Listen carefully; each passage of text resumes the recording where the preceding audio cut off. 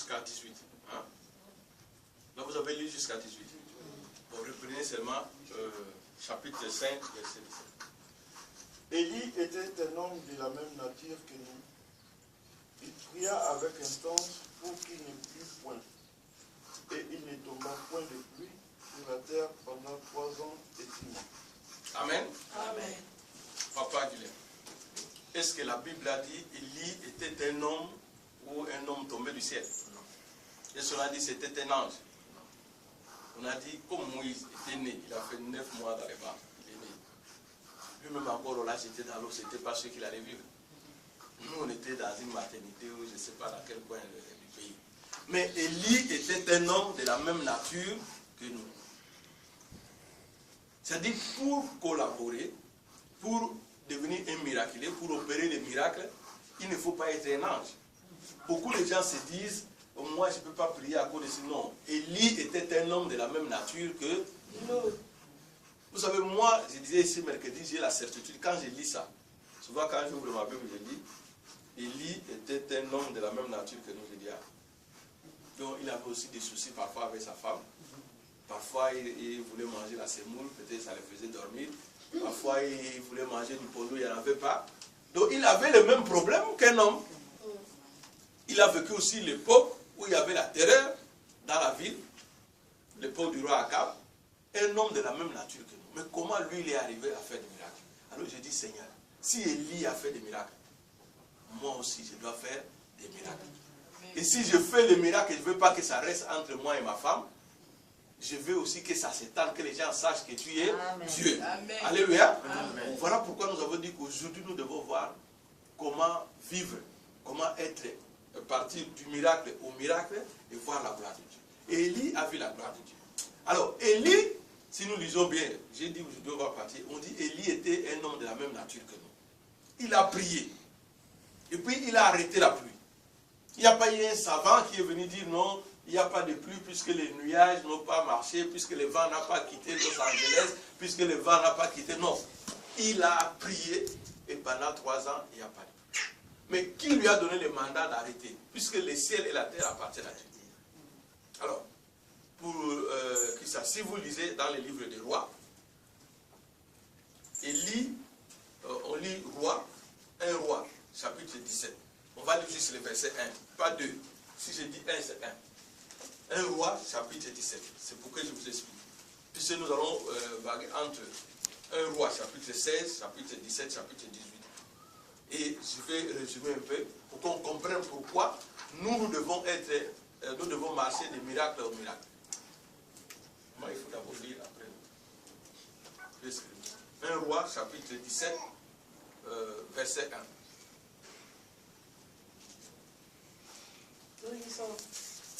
Élie et Tishbite, l'un des habitants des Galates, dit à Akab, l'Éternel est vivant, le Dieu d'Israël, dont je suis le serviteur. Il n'y aura ces années-ci ni rosée, ni pluie, sinon à ma parole. Amen. Amen. Amen. On ne dit pas Élie le prophète. On dit Élie le Tishbite. Un habitant des Galates.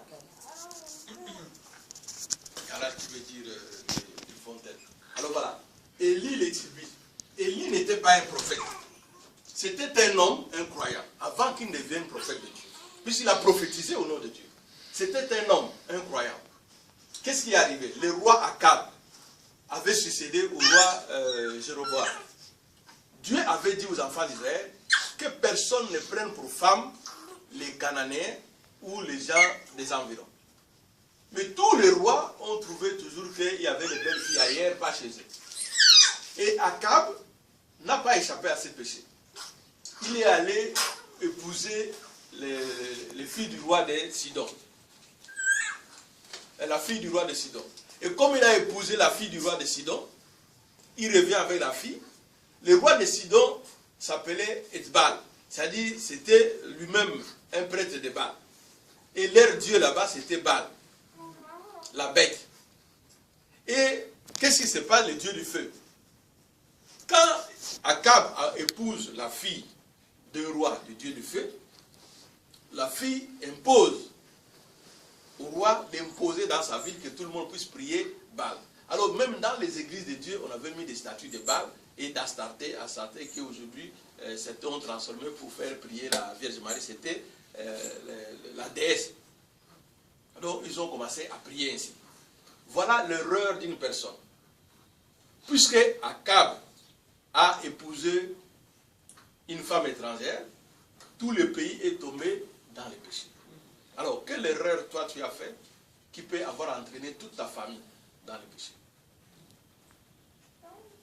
C'est aussi un sujet de prière. Donc, Akab épouse une femme, mais tout le pays devient dans le péché. Et Élie souffrait de ça, il aimait son Dieu. Il dit non, ce papa nous a fait sortir du pays d'Égypte. Ce papa a fait des merveilles. Comment toi aujourd'hui, on doit prier dans la même église, on va prier les statues de Baal, des statues qui entendent, mais n'écoutent pas.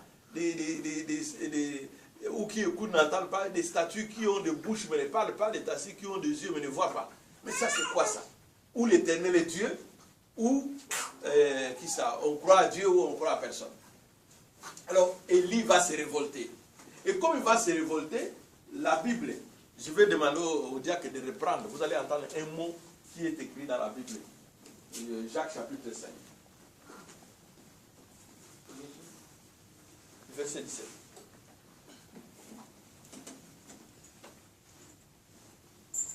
Élie était un homme de la même nature que nous. Il pria avec instance. Amen. Amen. Il pria avec instance. Ça ne veut pas dire qu'il priait avec insistance, non. Nous connaissons le cours d'appel, la cour des grandes instances et tout ça. On dit il pria avec instance. C'est pourquoi les mots de la Bible sont des fois bien posés. Il dit il pria avec instance, c'est-à-dire il priait de façon programmée. C'est-à-dire la prière était devenue son habitude. Voilà, quand Jésus vient devant Lazare, il dit quoi? Père, je te rends grâce parce que tu m'as exaucé. C'est puisque Jésus n'arrêtait pas de prier, il savait que il avait déjà la révélation de Dieu que les miracles vont s'opérer. Et Élie, qui priait avec instance, c'est-à-dire de façon programmée, qui priait continuellement, va maintenant faire face à une personne qui est le roi. Tout le monde a peur du roi. Mais lui, comme il priait instamment, il priait continuellement, il priait permanemment, il n'attendait pas des moments comme ça pour prier. Quand ça le prenait, il était déjà en prière. Et il savait que tout le temps, il doit prier, il devrait prier sans cesse. Et c'est à ce moment-là qu'il a la révélation de Dieu. C'est ça qui lui donne courage. Si Élie venait de lui-même parler au roi Akab, on allait le tuer. Sa femme ne blaguait pas. Jézabel ne blaguait pas. Mais puisqu'il avait le mandat de Dieu, il vient devant le roi. Il lui dit, l'Éternel Dieu que moi je sers. L'Éternel Dieu que moi je sers. Puisque toi tu as amené les désordres dans ces pays, il ne va plus pleuvoir ici. Et puisqu'il a dit au nom de Dieu, et Dieu ne ment pas. Qu'est-ce qui est arrivé? Il n'y a pas eu de pluie. Un homme de la même nature que nous. Alors frères et sœurs, toi qui as des problèmes, toi qui as des soucis, pourquoi tu ne peux pas prier continuellement? Pourquoi tu ne peux pas prier permanemment? Pourquoi tu ne peux pas prier de façon programmée? Pourquoi tu ne peux pas insister dans tes prières pour que Dieu puisse arrêter les sécheresses qui viennent dans ta vie? Amen. Pour que Dieu puisse chasser les dévoreurs qui rongent ton argent. Pour que Dieu puisse enlever les maladies qui viennent dans ta vie. Élie, un homme de la même nature que nous. Disons qu'on faisait les qualificatifs ici, il y a championnat en France, on cherche les hommes de la même nature. On ne dit pas, il ne faut pas que tu sois Teddy Riner, grand, gros et puis fort. Il ne faut pas que tu sois Zinedine Zidane, tu fais les passements de pied. Il ne faut pas que tu sois Zlatan Ibrahimovic pour marquer parfois avec des ailes de pigeon. On dit seulement on a besoin d'un homme, qu'il soit joueur, qu'il ne soit pas joueur, qu'il soit un homme de la même nature que nous. C'est-à-dire nous tous là, on allait être qualifiés. On serait appelés. On n'a pas dit qu'il faut être Zlatan, on n'a pas dit qu'il faut être Messi, on dit un homme de la même nature que nous. Lui, il a prié. Alors je te demande à cet instant de prier pour ton problème encore. Puisque Élie a prié, il a arrêté la pluie. Toi, arrête. Arrête les déséquilibres de ton foyer. Arrête les palabres dans ton foyer. Arrête les problèmes qui arrivent dans votre maison. Arrête tout ce qui perturbe ta vie. Prions le Seigneur.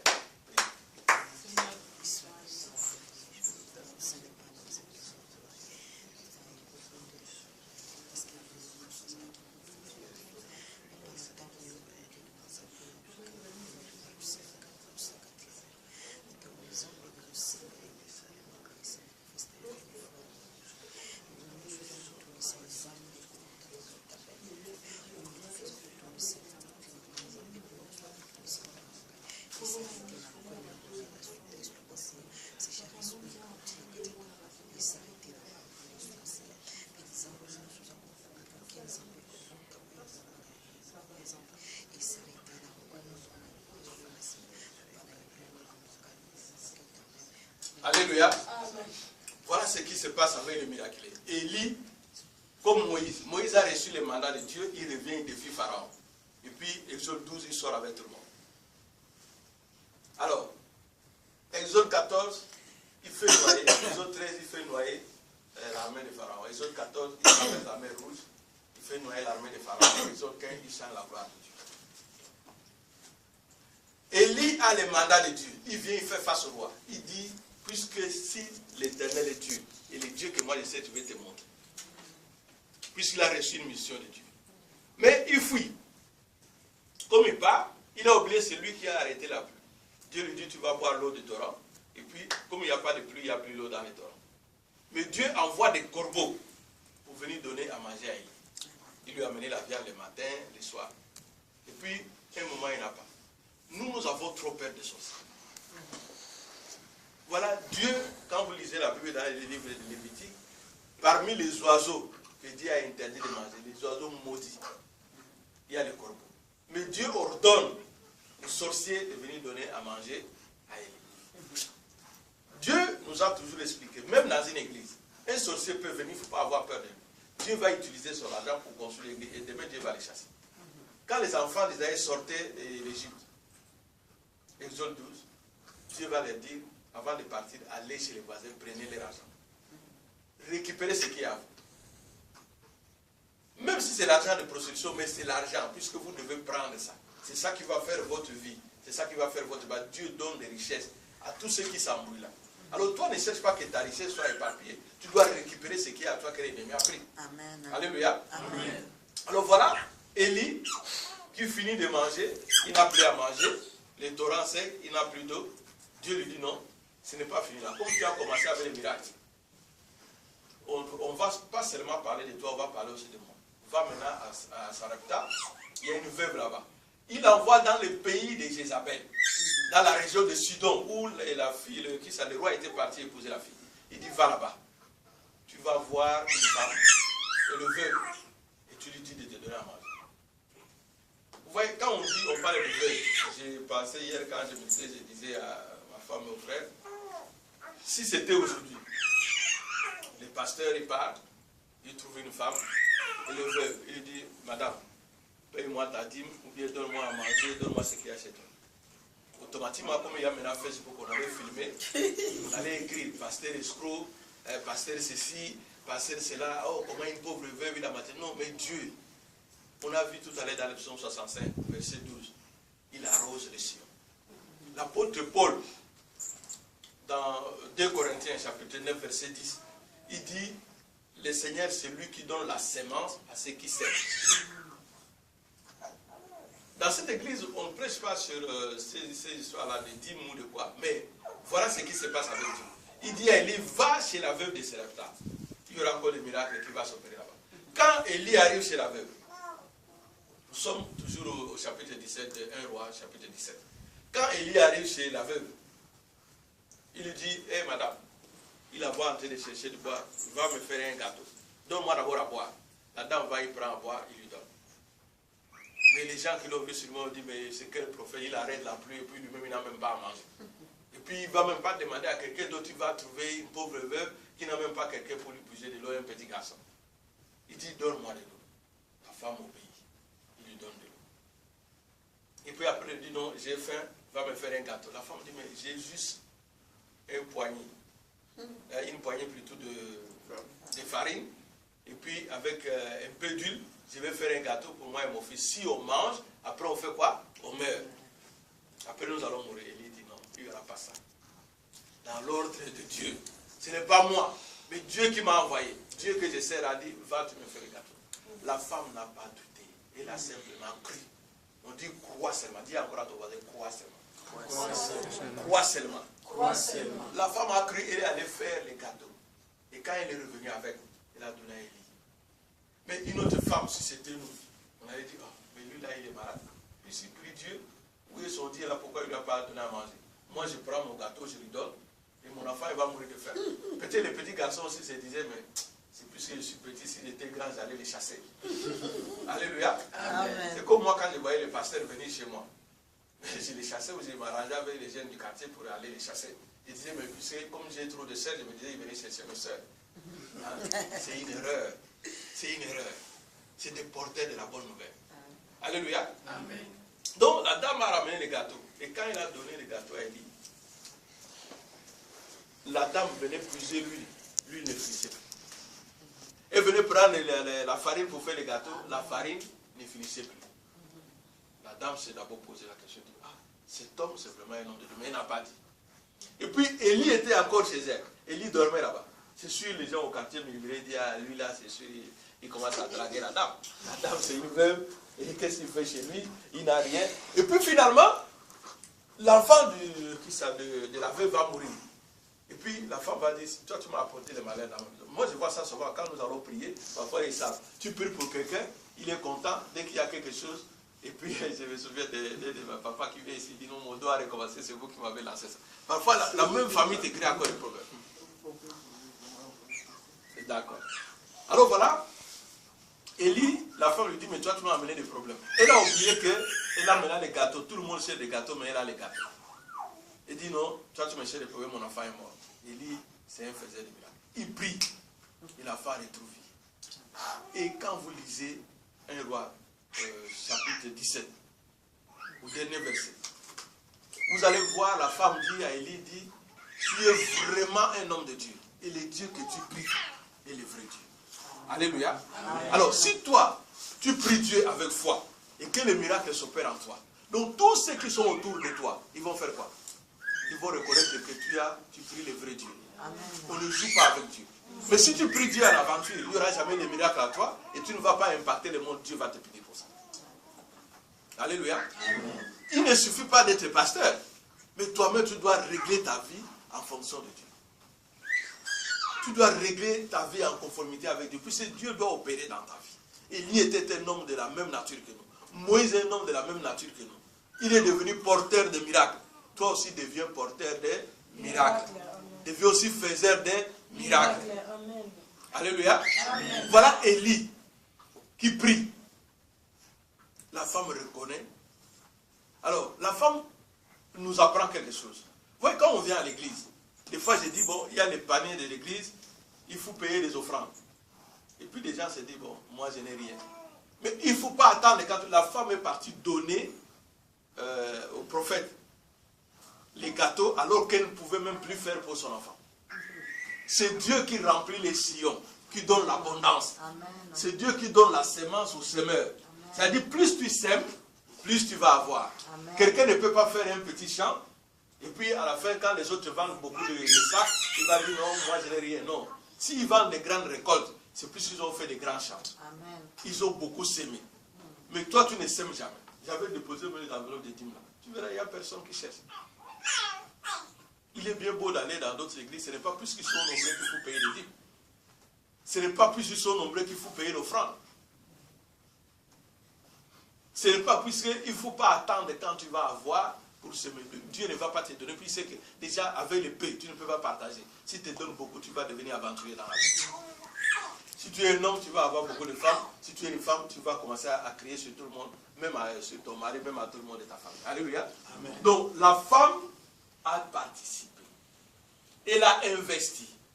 Elle a résolu ce que Dieu a dit. Si Dieu dit, Dieu qui ne m'a pas dit dans la Bible, il a dit dans Malachie, donnez-moi des offrandes, soumettez-moi à l'épreuve et vous verrez que je suis Dieu. Je vais arrêter les rongères. La femme a fait. Elle a vu qu'il n'y avait plus de manque dans sa maison. Il n'y avait plus de sécheresse. Elle voulait l'huile, elle allait seulement puiser. Les peu d'huile qu'elle avait ne finissaient plus. Elle voulait la farine, elle allait prendre. La farine ne finissait plus, c'est puisqu'elle a investi. C'est pourquoi l'apôtre Paul insiste. Il dit c'est Dieu qui donne la semence. Donc c'est dans 2 Corinthiens, chapitre 9, verset 10. C'est Dieu qui donne la semence aux semeurs. Alléluia. Amen. Alors, voilà, Élie ne finit pas là. Puisqu'il a encore opéré un miracle. Finalement, comme on tuait les prophètes, un serviteur du roi croyait à ce qu'Élie disait. Il vient les chercher. Il dit, les prophètes essaient, Élie faut le. Et puis Élie maintenant va venir par révélation. La parole de Dieu va lui dire, va rencontrer Akab. Et Élie va dire au serviteur, il dit non, je veux voir le roi. Le serviteur va lui dire non, le roi s'il te voit, il va te tuer. Non, puisque tu as la mission de Dieu, tu dois marcher la tête haute, tu ne dois pas avoir peur. Élie est revenu cette fois-ci par mandat de Dieu. Donc, c'est simplement pour vous dire que quand nous prions, nous devons avoir foi et nous devons avoir la révélation avant de faire quoi que ce soit. Dieu donne toujours la révélation, ce qu'on appelle les rémas. Dieu donne toujours la révélation. Dieu donne toujours des conseils, des consignes, des directives. Et ainsi, Élie revient voir le roi. Et le roi dit, c'est toi qui fous les désordres. On va lire ça un peu, c'est très bien. On va lire ça. Donc je dis, dans 1 roi au chapitre 17, on va lire ça pour finir. Dans 1 roi au chapitre 17, le dernier verset, le 24, et la femme dit à Élie, je reconnais maintenant que tu es un homme de Dieu et que la parole de l'Éternel dans ta bouche est vérité. Alléluia. Amen. Alors, on va au chapitre 18, au verset 17.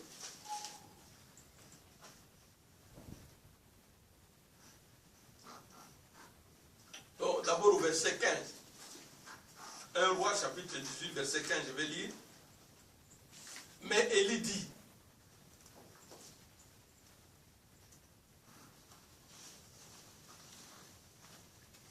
l'Éternel des armées dont je suis le serviteur est vivant. Aujourd'hui, je me présenterai devant Akab. Puisqu'il avait reçu la parole de Dieu. La parole de Dieu lui a dit, va, présente-toi devant le roi. Et Élie vient, il détermine. Quand il vient devant le roi, au verset 17, à peine Akab aperçut-il Élie qui lui dit, et c'est toi qui jettes le trouble en Israël. Au verset 18, Élie répondit, je ne trouble point Israël, c'est toi.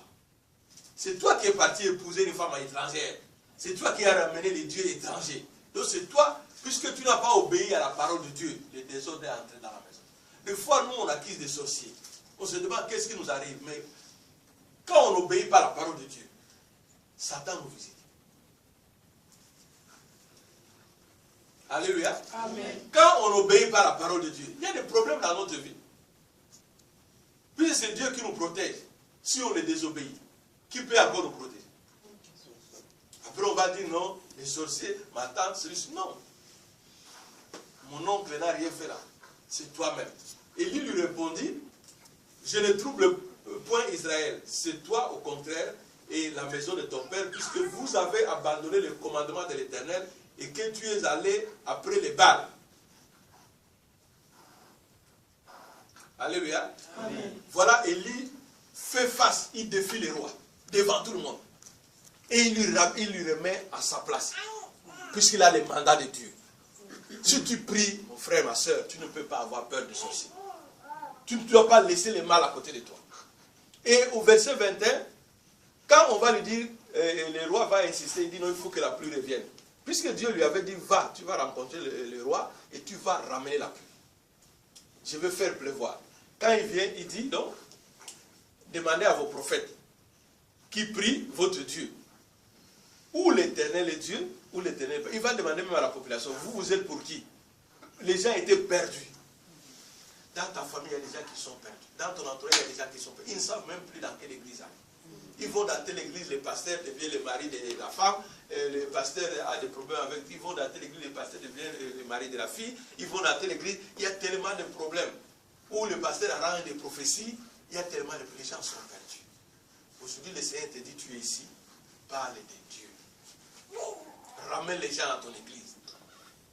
Élie va demander au verset 21 du chapitre 18, il dit, alors Élie s'approcha de tout le peuple et dit, jusqu'à quand clocherez-vous des deux côtés? Si l'Éternel est Dieu, allez après lui. Si c'est Baal, allez après lui. Le peuple ne répondit pas, puisque le monde est perdu. Mais c'est toi qui dois rappeler aux gens les droits chemins. Élie a prouvé. Élie n'a pas seulement dit, viens dans mon église. Élie a montré que ma vie a changé. Élie a montré que Dieu a fait dans ma vie. Toi, tu appelles les gens à l'église. On te voit toujours en train de boire. On te voit toujours en train de faire les mêmes choses. Mais comment quelqu'un va te croire? On ne peut pas prier Dieu. On ne sert pas d'un maître à la fois. C'est pourquoi Élie, vous savez que c'est l'histoire de clocher. On fait fuir certaines personnes à l'église ici. Dieu dit, Élie dit, ou vous servez l'Éternel, ou vous servez Baal. C'est à vous de choisir. Et puis Élie va défier 900 personnes. Il dit, appelez les prophètes de Baal et les prophètes d'Astarté qui viennent. On va mettre tous, et ils vont prendre, comme ils sont 900, ils vont prier, ils vont prendre une vache et des bois, ils vont brûler. Ils vont demander à ce que Baal, qui est le Dieu de feu, si vraiment il vous écoute, qu'il envoie le feu, et que cela brûle, à ce moment-là, mon Dieu, il ne sera plus Dieu. Mais moi, je vais prendre aussi une vache, je vais demander que vous faites les buissons, vous faites l'autel, vous baptisez l'autel, vous mettez le bois, vous versez même l'eau dessus. Je prierai mon Dieu, et vous allez voir ce qui va se passer. Il n'a pas fait ça de sa tête, puisque Dieu lui avait donné la révélation. Alléluia. Amen. Et pour avoir la révélation de Dieu, il faut souvent prier Dieu. Et il faut croire en sa parole. Et voilà donc Élie, il va les défier. Quand il vient, il dit au prophète, il dit, mais les prophètes là, ils ont commencé à prier depuis le matin. Ils prient, oh Baal, oh viens, et qui est le feu, il n'y avait rien. Élie vient parfois, il dit au roi, il dit, mais dis à tes prophètes là, je pense que leur Dieu dort. Il faut qu'ils s'insistent encore. Et puis les prophètes, ils ont commencé à prendre même des fouets, des couteaux, se blesser partout, faire couler du sang. Élie s'est moqué d'eux. Quand tu es sûr de ton Dieu, tu te moques même du sorcier. Quand tu es sûr de ton Dieu, si quelqu'un t'a dit, toi tu ne vas rien faire dans la vie, tu les regardes comme ça, tu dis, mon Dieu n'a pas encore dit l'éternel. Alléluia. Amen. Et à la fin, qu'est-ce qu'il va dire? Il dit, maintenant je vais vous montrer que mon Dieu dit. Quand il vient, il prie, il dit, Père, descends le feu du ciel. Qu'est-ce qui est arrivé? Le feu a brûlé. Et les gens maintenant, ce n'est plus la femme du roi qui coupait les têtes aux prophètes, mais c'est la population qui a commencé à tuer les 900 prophètes. Il dit, un homme seul contre tout le monde. Si tu pries Dieu, tu restes constamment en prière, tu pries en programmation, sache que tes ennemis vont devenir des ennemis de Dieu. Amen. Tu ne vas jamais être la queue, tu seras toujours la tête. Amen. Tu n'auras peur de personne. C'est-à-dire même l'esprit de peur va partir et toi tu vas avoir l'esprit de la victoire. C'est comme ça. Le fait que Élie a opéré des miracles, toute la population fait quoi? A crié à Élie. Et si toi, tu pries sincèrement Dieu, un miracle va s'opérer dans ta vie. Ta famille et tes amis vont croire à ton Dieu. Alors, nous allons nous lever pour élever nos voix et prier le Seigneur.